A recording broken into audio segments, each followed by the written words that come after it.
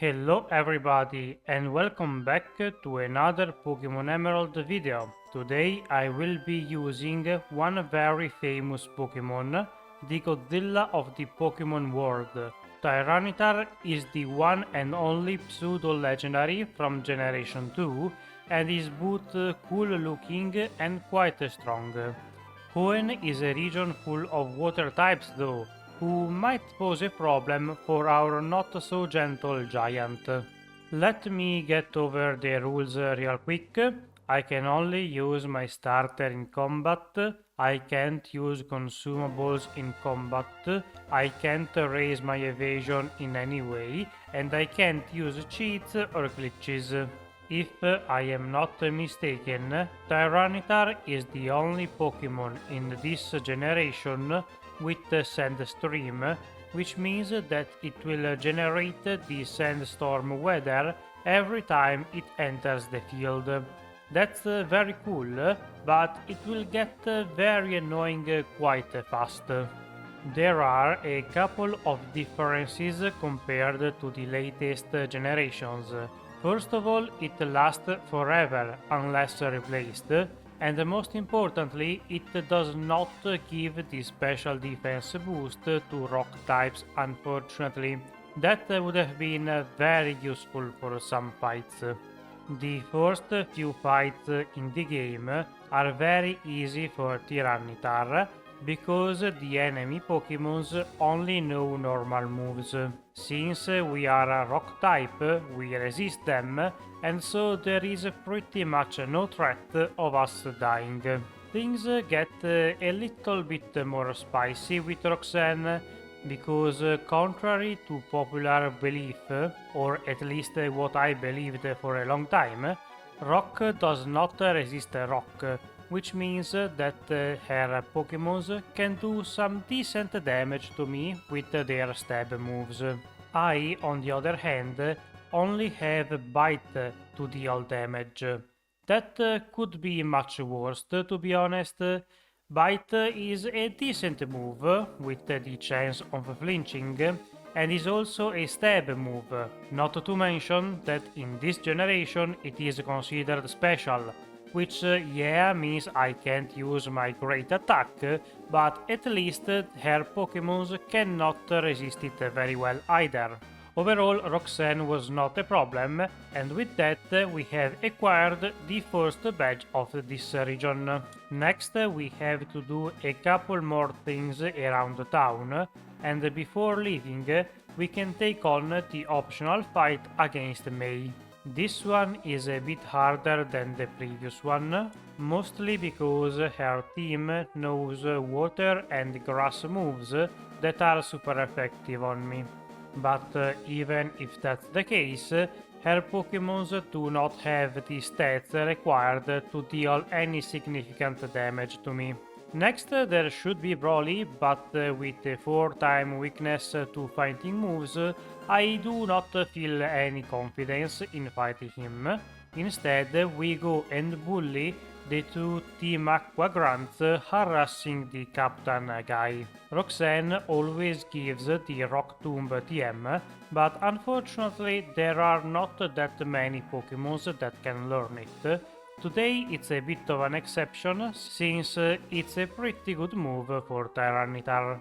Or at least it's a move until we get something better. The grunts were no problem at all, as you can imagine, but what I am a bit more worried about is the next fight against May. This time her team has 3 Pokémons, but only 2 of them are an actual problem. Wingull is easily defeated by Rock Slide, and Grovyle is too, even though it is faster than me and is able to sneak in a cheeky Absorb. With those 2 Pokémons defeated, we can declare our victory over her and proceed with our journey. That brings us in no time to Mobile. Here we find the next gym, headed by Watson. Unfortunately, Tyranitar is not a rock type, like the pre-evolutions, so I cannot ignore the electric moves. As always, I equipped a cherry berry because it's quite likely that I will get paralyzed, specifically by Magneton, who resists our rock moves and is of course able to use a Thunder Wave as many times as he pleases. That's not great. Sure, we have a decent special attack, but you never know when paralysis will really screw you over by stopping you for multiple times in a row. And it's also worth mentioning that Magneton has a Sonic Boom, which always deals a fixed 20 HP. It may not seem like a lot, but if he uses it 5 times, I am pretty much dead. Eventually I am able to land one good rock slide on his ace and take it down. With that we have acquired the second badge. Next we moved on with the story and reached Meteor Caves. Here we find the two teams arguing for a bit before they both leave. A Team Aqua Grant also mentions Mount Chimney, so we head there and find Maxi about to blow it up. That's not good, so we decided to stop him, and this time around his team is not that bad. Unfortunately today I am using a physical attacker, so my Tiena is going to be a problem throughout most of the game. Camerupt could also be an issue since it knows ground moves, but he decided to not use them this time, so thank you. Zubat is not able to do pretty much anything for now, even though I miss an attack, so that's how we stopped the volcano from erupting. Of all people, the one to thank us is Archie, which is a bit weird, but okay.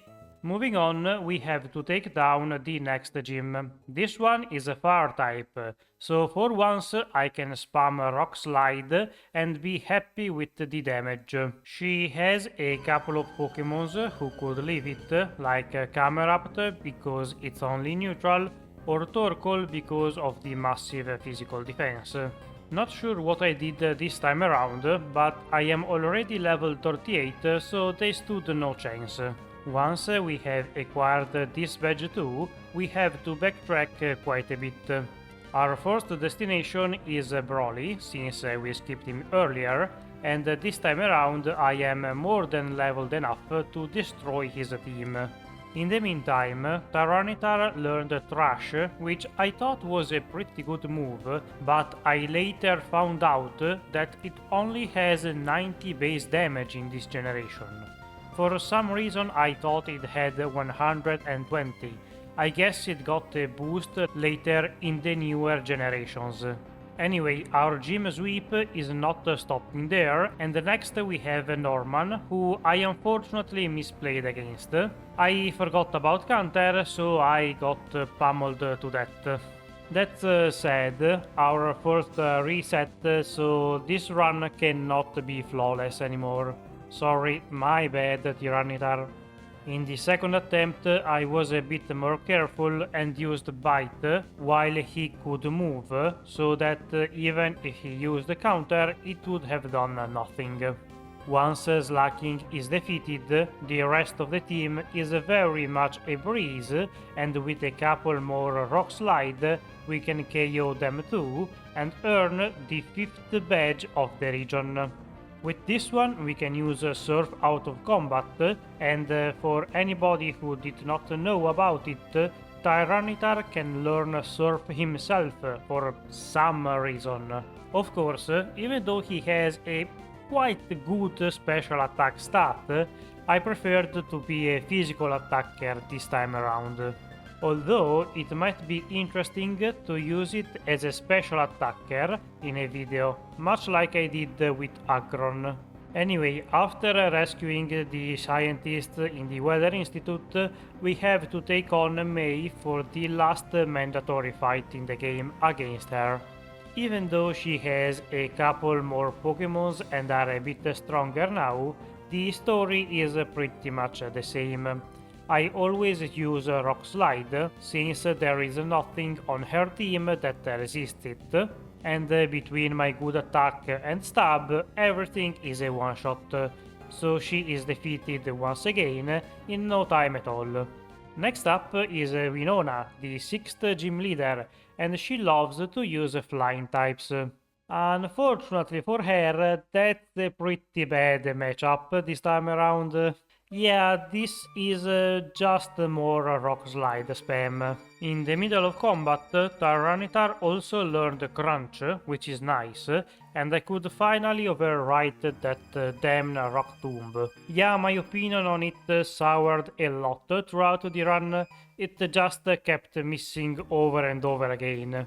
Anyway, getting back to the gym battle, the only thing I was a bit worried about is Skarmory, since it is only neutral and has good defense, but fortunately he only decided to use Steel Wing and did not get a defense boost. Sand Attack would have been much worse, since I would have missed a bunch of times and wasted a whole lot of time.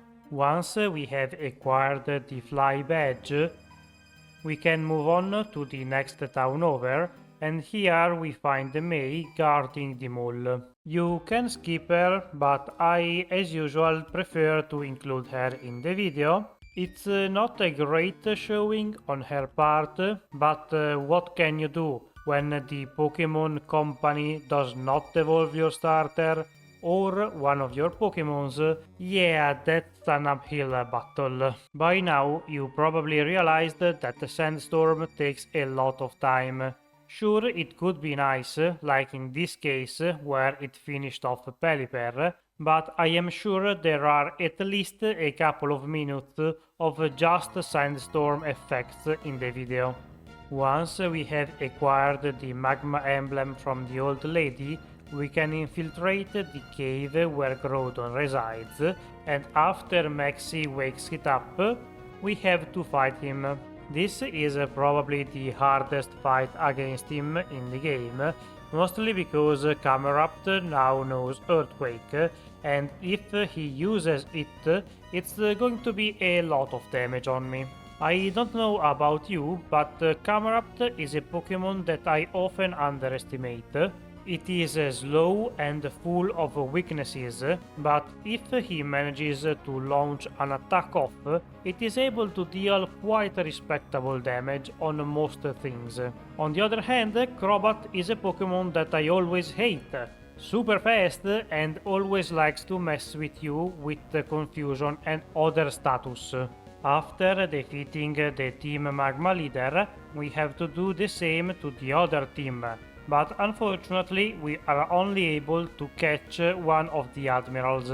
And to make things worse, I forgot to heal, so there are no Rock Slide PP left. I had to rely on Trash, but that's not a great idea because, as you can imagine, I got confused in Fatigue. Fortunately, Crobat is not able to deal that much damage to me, and I don't hit myself many times, and then Sandstorm steals my kill. Great. Anyhow, next up are the brother and sister Tate and Liza. I was not too worried about them. Unfortunately for them, they do not have that many attacking moves other than Psychic.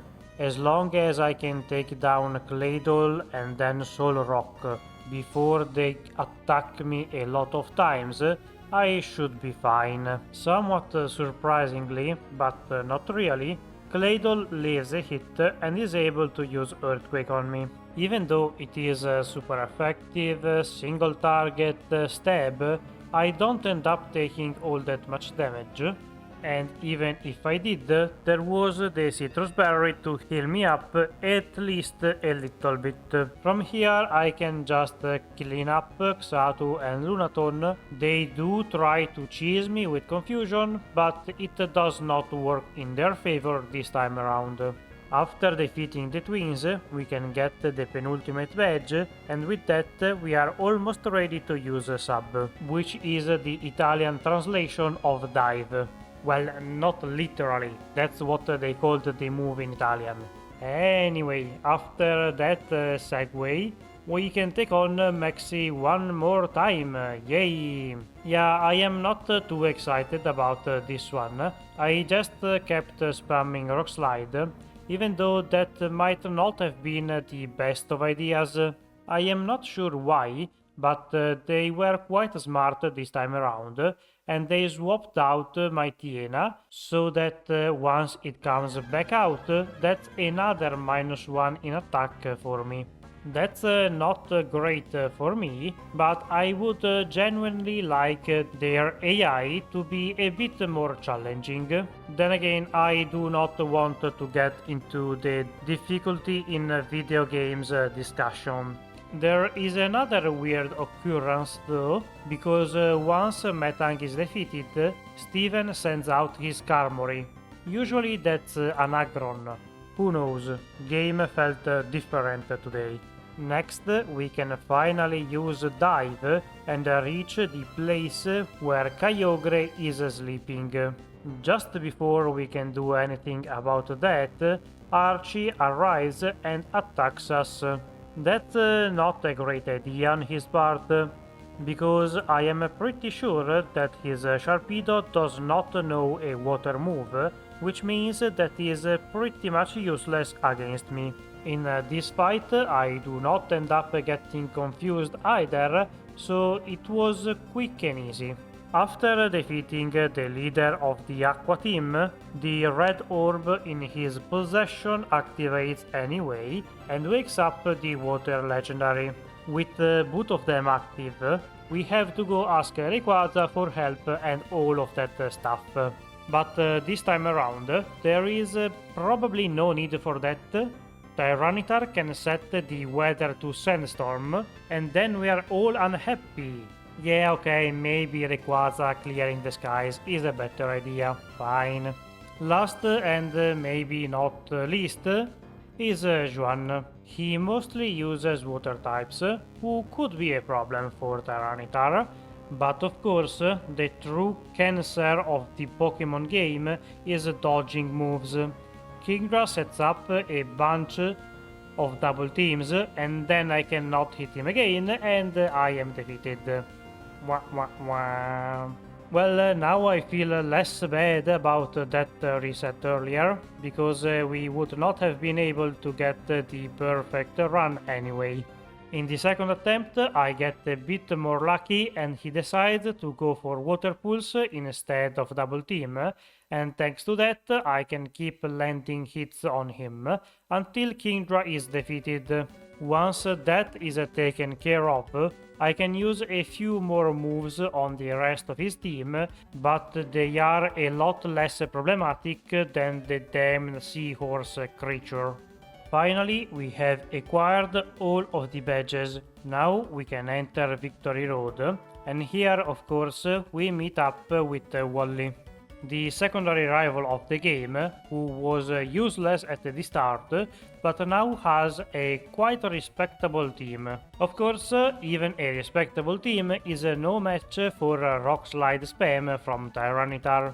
The only thing that leaves it is the Magneton, but this time I have Earthquake, so that Magnet is not going to be a problem for long. Between those two moves, I can just sweep his team in no time, and once we are done defeating him too, there is little preparation I have to do before entering the league. I did go and grab a bunch of rare candies and stuff, but I did not want to use them unless necessary. Instead, the thing that I really wanted is a Brick Break. That move is super effective on 2 of the Elite Four, and I am sure it's going to be quite helpful to have in our assets. As you can see, even though I am at -1 because of the Intimidate, Brick Break is still dealing very good damage and can one-shot most of his Pokémons. Sure, there are a couple who survive and might even land a hit or two on me, but thanks to our good defenses, there is no way they can get past this wall. Sandstorm is also able to deal a bit of chip damage, which could be useful to finish off some of them. Next up is Pheobe. I was a bit worried about her, mostly because her lead and course. Sure, I have Crunch, which is super effective and all, but my special attack is not that high, and I have no way of boosting it. Well, turns out my worries were for naught, since after a couple of chips from Sand, one crunch is enough to get rid of her lead. With that problem taken care of, the rest of the team is a lot less scary. There are a couple other Pokémons that could deal some damage to me, but the only thing I was worried about is once again evasion boosting. Sableye tries to do it, but fortunately Sand is there to save the day. Okay, maybe it was worth the time waste. Next up is Glacia, and yeah, Rock Slide would be better because it can deal a lot more damage, but it also has quite a bit less accuracy. I can use that against the Glalis since I am not sure how much damage they can do to me, but Wolverine I have to guarantee hit him. As you can see, Surf hurt quite a lot, and I cannot take many of those. Judging by the damage though, Rock Slide might have been the correct play, since it might have been enough to one-shot Wolverine. It does not matter in the end, I do not take any more damage, so with that, the third Elite Four member is done too. After Glacia, we only have Drake left, but he is quite scary. There are a couple of Pokémons of his who know Earthquake or Surf, and those I'm sure will hurt a lot. There is also the problem of Salamance's Intimidate. If he sends it out very early, it's going to be a big problem, otherwise not so much. To prepare for every occasion, I equipped the White Herb, so that if he does indeed come out second, I will be able to cleanse off the Intimidate. Instead, he sends out Kingdra, who fortunately only tries to boost. The speed buff makes him able to outspeed me and deal a lot of damage with Surf, but fortunately it's not a crit. I cannot take down Flygon in one hit, so I have to eat an Earthquake too, and oof, that's a very low HP. It may seem over, but there is still a chance. Rock Slide is super effective on both Altaria and Salamence, so as long as I am not outsped and it is a one-shot, I should win this. Somehow it is a one-shot even on Salamence, and with that we have defeated Drake. Oof, quite a close one. Wallace, on the other hand, is not going to be so easy. His team is very tanky, so I cannot reliably one-shot them. His team is quite tanky, so I will not be able to one-shot them reliably. Unfortunately, Tyranitar does not know any boosting move, and he cannot learn any either. Those would have been very useful in this fight in particular. There is also the problem that Gyarados always comes out second, and since I have already consumed my White Herb, I cannot get rid of that attack drop either. So yeah, this was actually the hardest fight in the game by quite a lot. Yeah, it's true that I only lost 3 times to him, which might not seem that much, but I got very lucky in this attempt in particular. Ludicolo was not able to pull off the double team strategy, so that's one bullet dodged. And Milotic is tanky enough to eat a Rock Slide without even losing half HP. So by recover stalling me, I end up using all of the PPs and I have to rely on Earthquake. I get a very lucky crit and then another extremely lucky crit to finish off both Milotic and Wishcash in one hit each. Yeah, that's 1 in 16 to the power of 2, which is about a 1 in 256. So yeah, that's where luck played a huge role. Ultimately, Tyranitar was quite good, except for the champion, where it struggled a lot.